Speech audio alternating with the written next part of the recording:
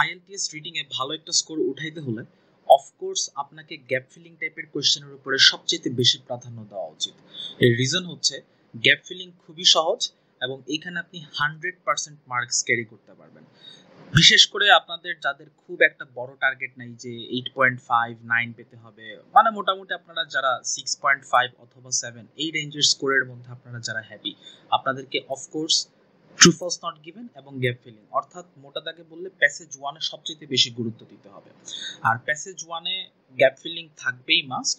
আর আমি হচ্ছে আজকে আপনাদেরকে এখানে 8 থেকে 13 পর্যন্ত প্রত্যেকটা সিঙ্গেল কোয়েশ্চেন অ্যানালাইসিস করে করে দেখাবো কোনটার আনসার কি হচ্ছে, কেন হচ্ছে, কিভাবে হচ্ছে।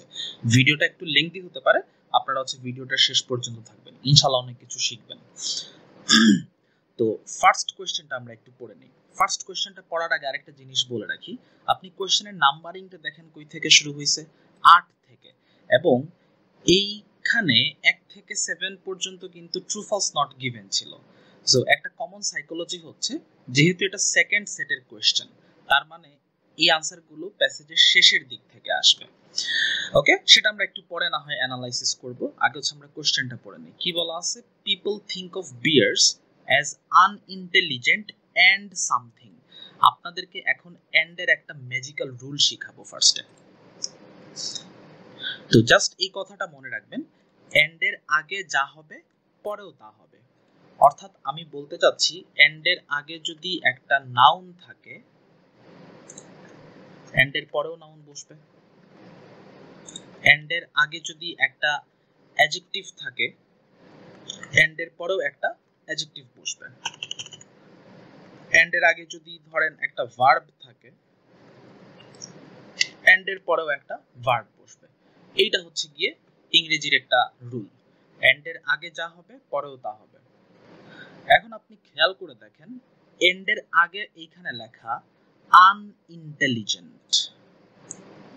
আনইন্টেলিজেন্ট মোটামুটি 4 5 6 লেভেলের একটা গ্রামার হচ্ছে যে কোনো কিছুর দোষ, গুণ, অবস্থা ইত্যাদি বুঝালে সেটাকে আমরা অ্যাডজেক্টিভ বলে থাকি। এখানে আনইন্টেলিজেন্ট এটা হচ্ছে একটা অ্যাডজেক্টিভ, তার মানে এন্ড এর পরে যে অ্যানসারটা বসবে সেটাও আমাদের অ্যাডজেক্টিভ হওয়ার কথা। এখন হচ্ছে আমরা খুঁজবো। সো খোঁজার জন্য আসলে আমাদের কাছে খুব ভালো একটা কিওয়ার্ড নাই। ওকে, একটু কষ্ট করে আমরা 9 নাম্বার কোশ্চেনের মধ্যে চলে আসি। এইখানে দেখেন খুব মাখন একটা কিওয়ার্ড দেওয়া আছে, টেনোজিজু। সো আমরা টেনোজিজুকে খুঁজবো।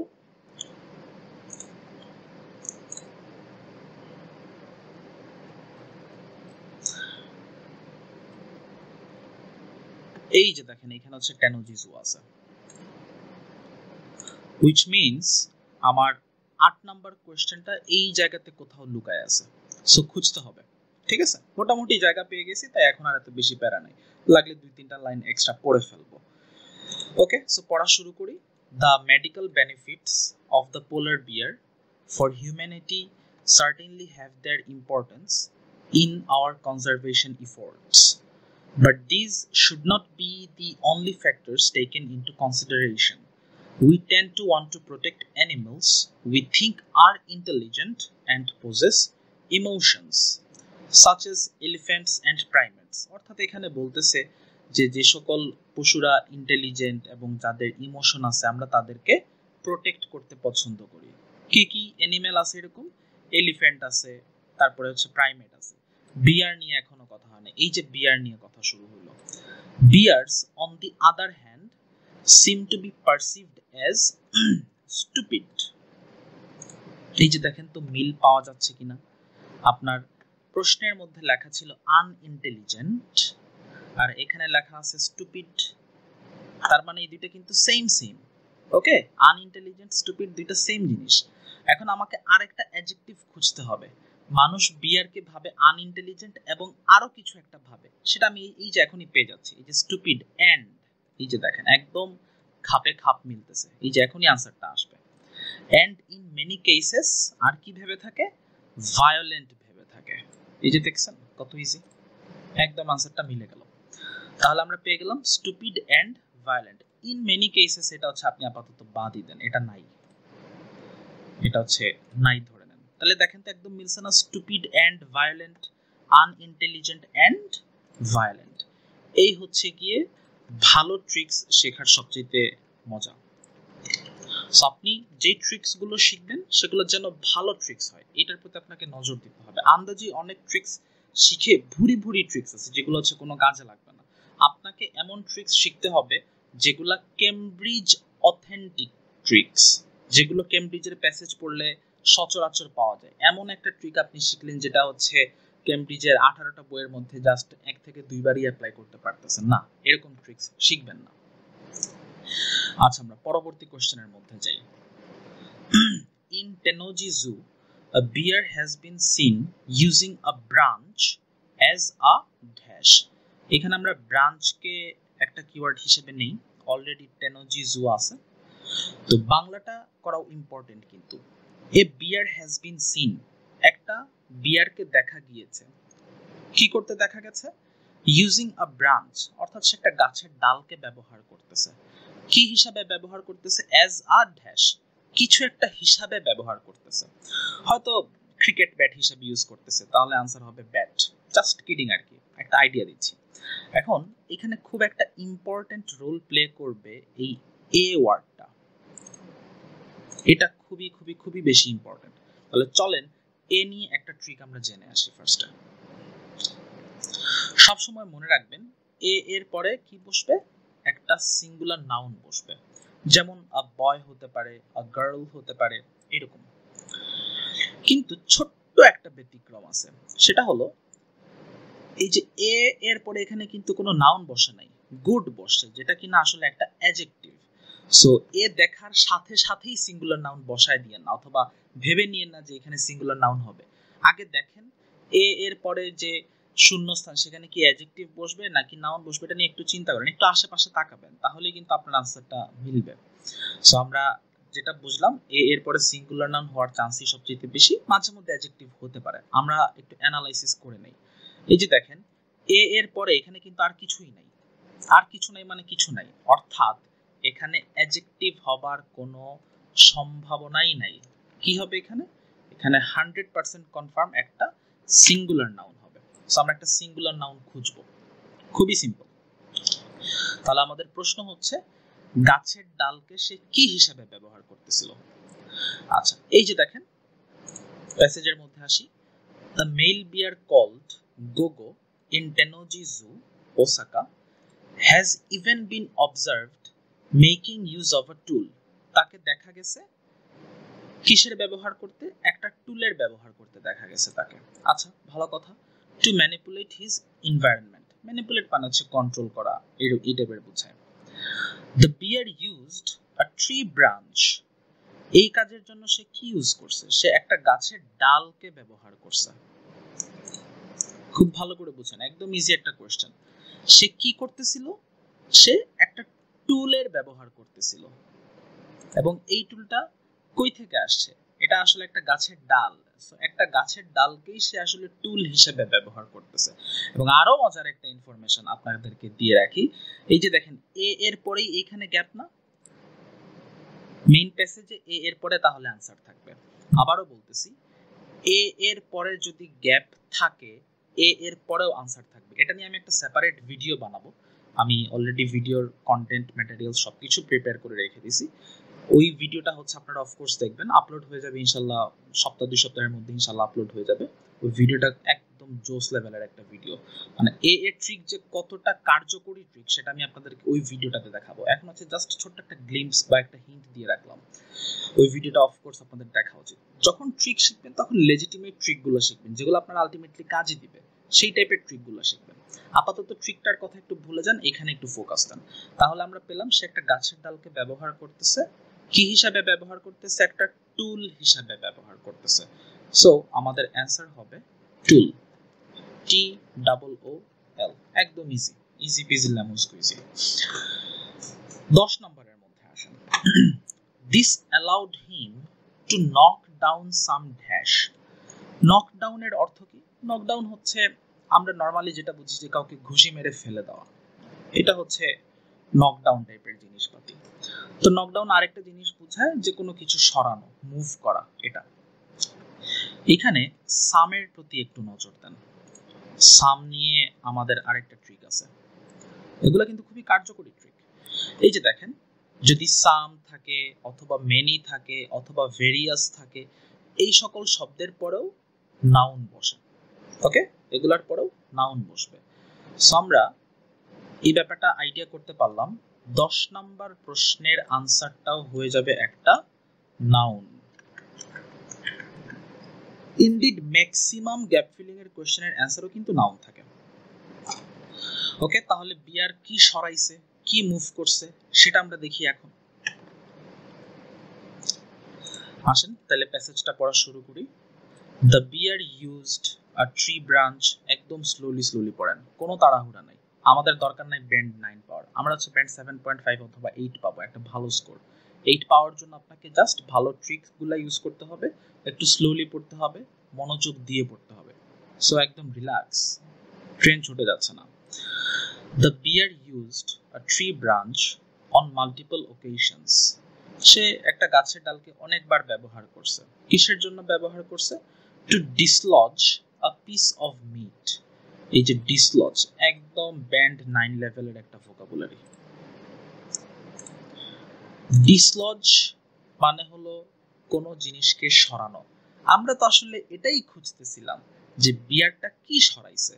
তো সে কি সরাইছে? আ পিস অফ মিট, সে একটা মাংসের টুকরা সরাইছে। সো এটাই হচ্ছে আমাদের answer, dislodge a piece of meat. সে কি সরাইছে? একটা মাংস সরাইছে।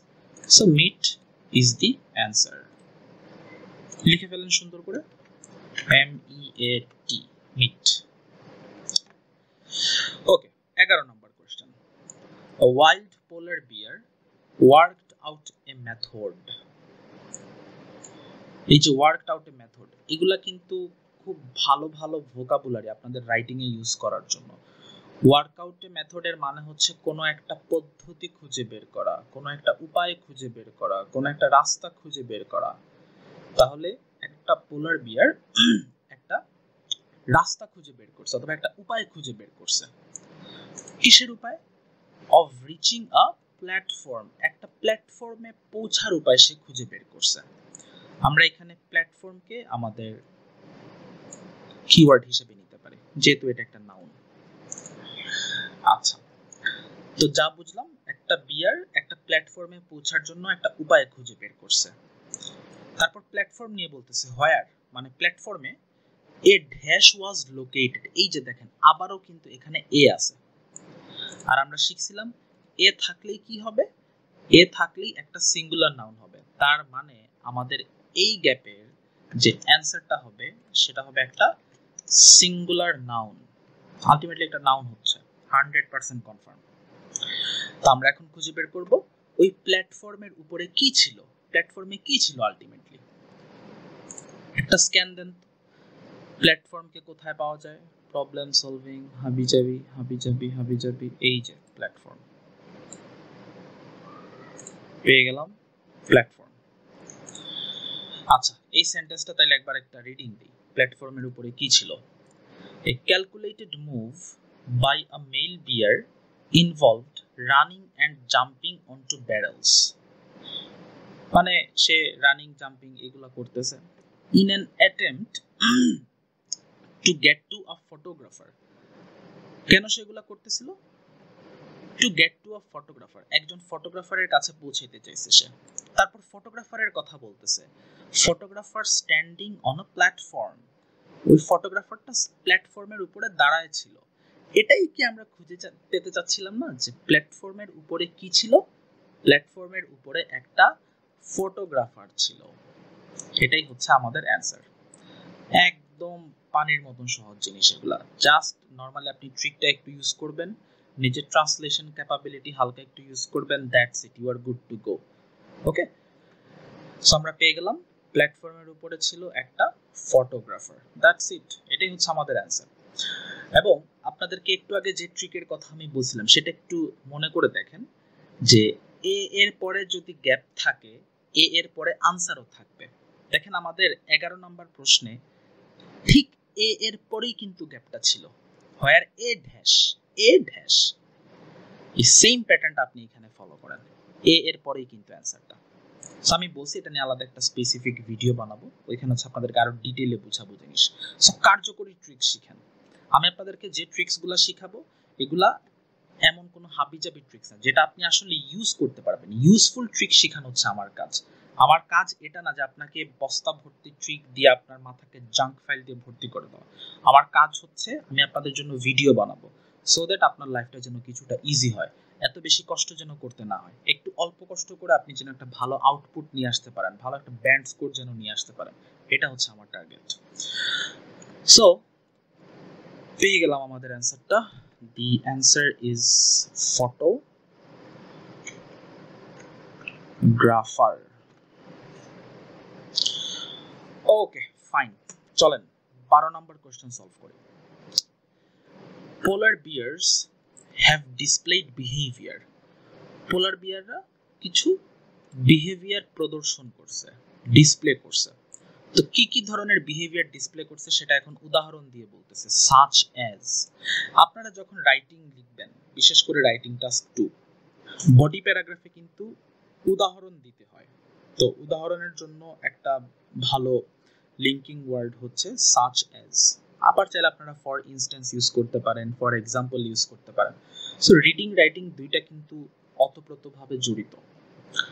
তো কি ধরনের বিহেভিয়ার প্রদর্শন করছে? Such as conscious manipulation. Conscious manipulation কি আমাদের জানার দরকার নেই, এটা আমরা না জেনেই সলভ করতে পারবো। অফ অবজেক্টস, আচ্ছা বুঝলাম, ভালো কথা। এন্ড অ্যাক্টিভিটি সিমিলার টু আর ড্যাশ, এবং ওরা কিছু অ্যাক্টিভিটি প্রদর্শন করছে, ওই অ্যাক্টিভিটিটা কিসের মতো ছিল? সিমিলার টু হোয়াট, কিসের মতো সিমিলার ছিল? যার মতো সিমিলার ছিল সেটাই হচ্ছে আনসার। এন্ড মোস্ট ইম্পর্টেন্ট যে ব্যাপারটা সেটা হলো এই গ্যাপের পূর্বে কিন্তু এ আছে, হুইচ মিনস আমাদের যে আনসার হবে সেটা হবে একটা সিঙ্গুলার নাউন। আমরা আগেই দেখছি এ এর পরে অলওয়েজ সিঙ্গুলার নাউন হবে। তো আমরা এখন খুঁজে বের করব ওরা কি এমন অ্যাক্টিভিটি প্রদর্শন করছিল আর ওই অ্যাক্টিভিটিটা কিসের সাথে সিমিলার। চলুন আমরা একটু খুঁজে বের করে দেখি। এখান থেকে পড়তেছি ঠিক এর পরের প্যারাগ্রাফ থেকে। In other words such as one by অমুক মানুষ in 2008, polar bears showed deliberate and focused manipulation. For example, Ames observed bears putting objects in piles. এই জায়গাটা একটু খেয়াল করেন, bears putting objects in piles. Pile মানে হচ্ছে স্তূপ, অর্থাৎ ওরা একটা বস্তুর উপরে আরেকটা বস্তু, তার উপরে আরেকটা বস্তু, তার উপরে আরেকটা বস্তু, এইভাবে সাজাইতেছে। অনেকটা ওই যে আমরা ছোটবেলা ক্রিকেট খেলতাম না, যে একটা পাথরের উপরে মানে ইটের উপরে আরেকটা ইট, তার উপরে আরেকটা ইট দিয়ে আমরা যেরকম স্ট্যাম্প বানাইতাম, ইটের স্ট্যাম্প, ওরাও ওই সেম টাইপেরই কাজ করতেছে আর কি, খেলতেছে। And then knocking them over, এবং তারপরে কি করতেছে, এগুলোকে ফেলে দিচ্ছে। আমরা দেখেন ক্রিকেট খেলা শেষ হলে একটা লাথি দিয়ে ইটের স্টাম্পকে ভেঙে চলে যেতাম, এরকম করতেছে আর কি।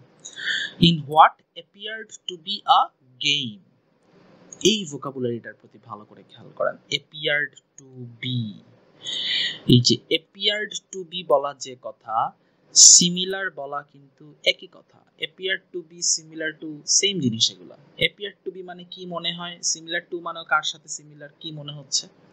ওকে, তাহলে কি মনে হচ্ছে? আ গেম, একটা গেম মনে হচ্ছে এটাকে। So game is the answer. লিখে ফেলেন অ্যান্সারটা।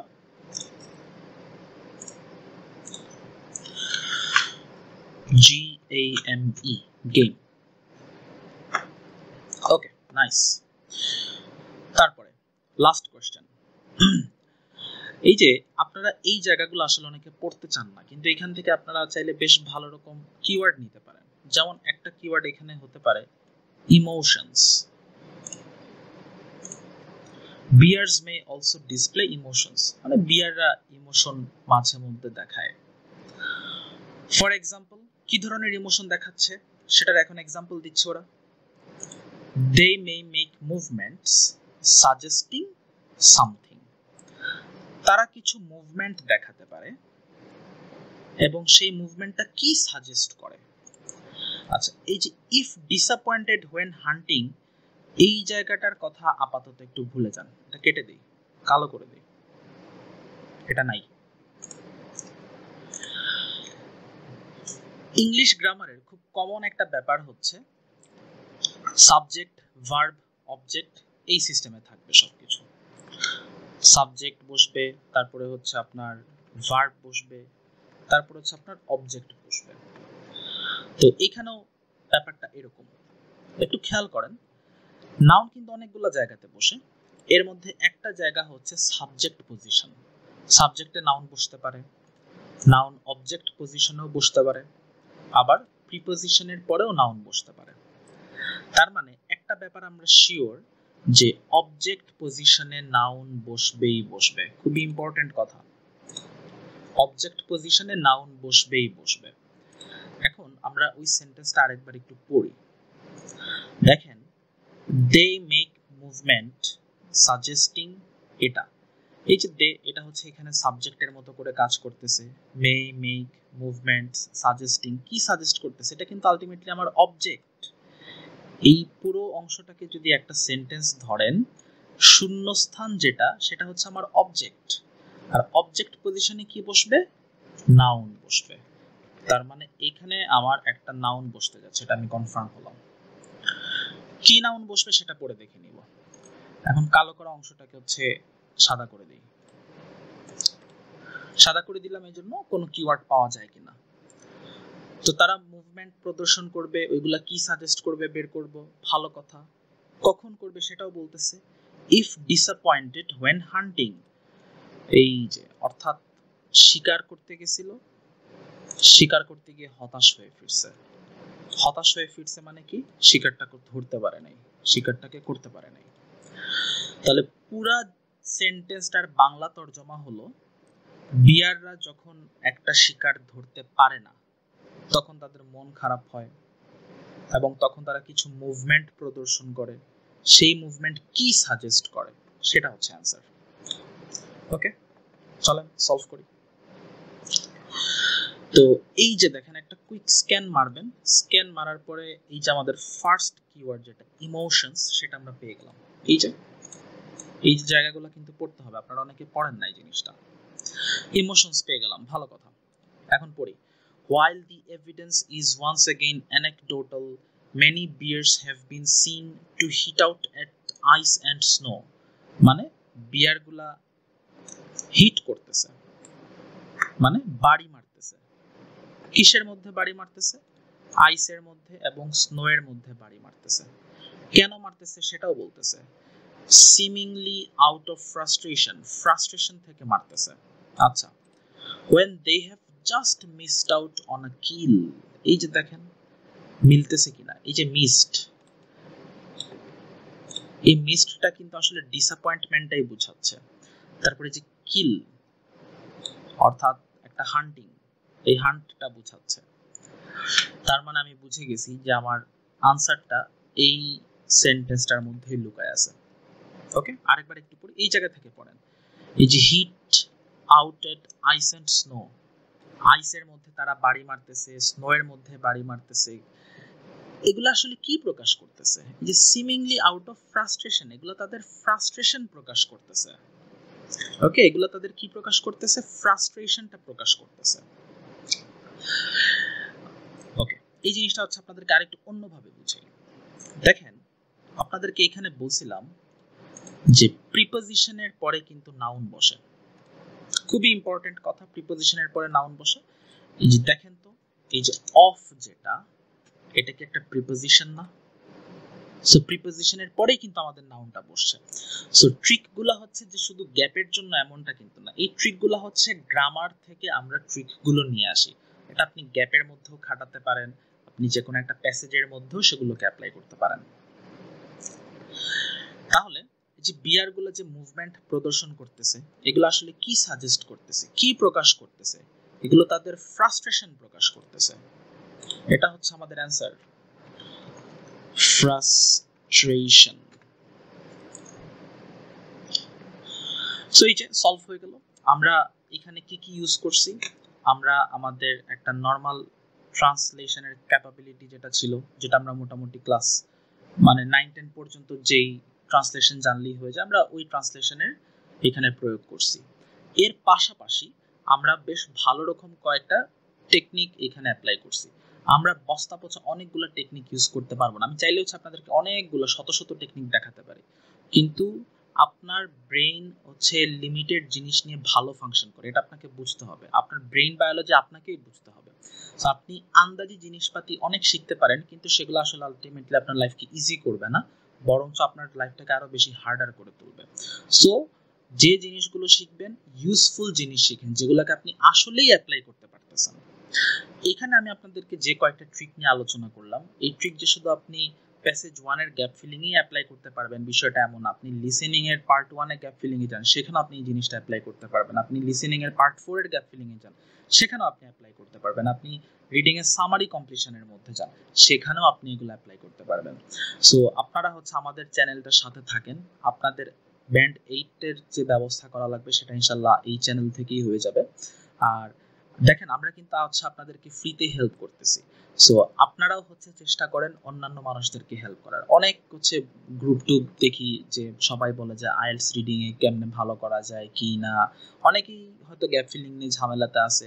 সো তাদের কাছে এই গ্যাপ ফিলিং এর এই ভিডিওটার লিংকটা একটু কমেন্ট করে দেন না, আপনার যে ফ্রেন্ড আইএলটিএস নিয়ে সাফার করতেছে তাদের কাছে পৌঁছে দেন। আমি ভিডিও বানাই হচ্ছে আপনাদেরকে হেল্প করতেছি, আপনারা জাস্ট শেয়ার দিয়ে আমাকে হেল্প করেন। সো আমার ভিডিওগুলোর রিচ যত বেশি হবে আমি নিজেও কিন্তু আরো তত বেশি ইন্সপায়ার্ড হব আপনাদেরকে হেল্প করার জন্য। সো আপনাদের হেল্পটাও কিন্তু আমার জরুরি।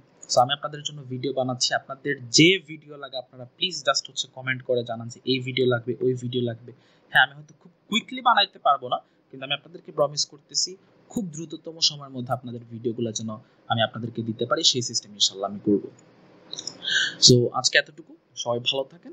নেক্সট কোন ভিডিও চান অবশ্যই আমাদেরকে জানাতে ভুলবেন না, আর পসিবল হলে আমাদের চ্যানেলটা সাবস্ক্রাইব করেন, যদি ভিডিও ভালো লাগে সাবস্ক্রাইব করবেন। ইনশাআল্লাহ সামনে আরো অনেক ভিডিও আসতেছে। সো নেক্সট ভিডিওতে দেখা হচ্ছে। আসসালামু আলাইকুম।